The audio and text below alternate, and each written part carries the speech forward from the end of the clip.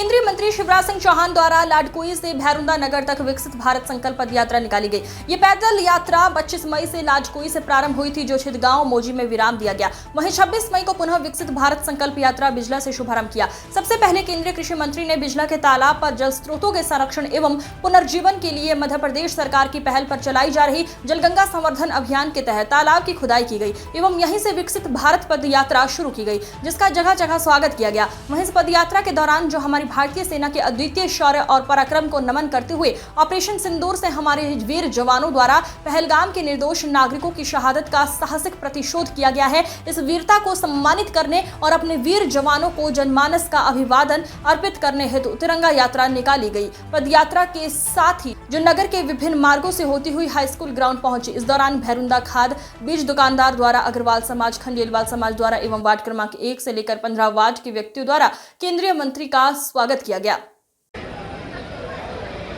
विकसित भारत के लिए विकसित खेती और समृद्ध किसान जरूरी है।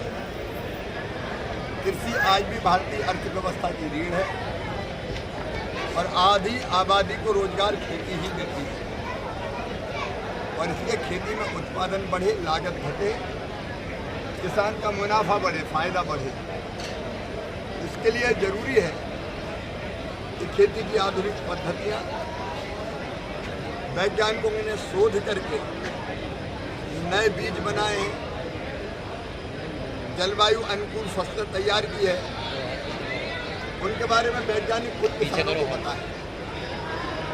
जलवायु के अनुरूप कौन सी फसल, कौन सी किस्म, कितना खाद, बीमारियों से बचाने के लिए क्या करें, ये कई चीज़ वैज्ञानिकों को पता है, लेकिन वो रहते हैं लैब में, किसान रहते हैं खेत में।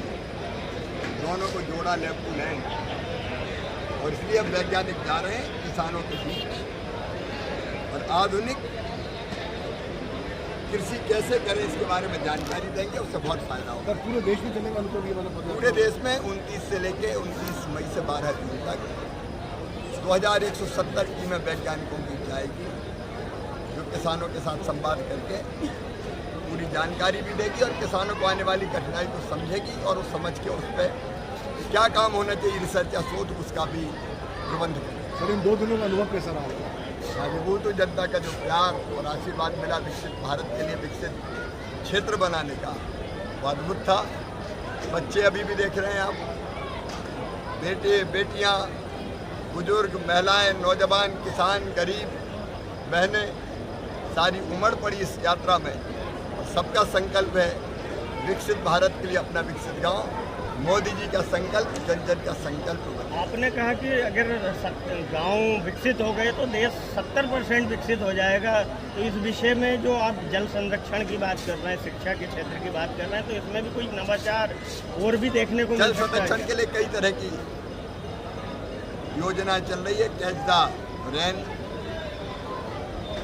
रेन वाटर हार्वेस्टिंग, पानी के लिए जल संरचनाएं, चेक डैम, स्टॉप डैम, बोरी बंधान बहने से रोक दो, कई तरह की योजना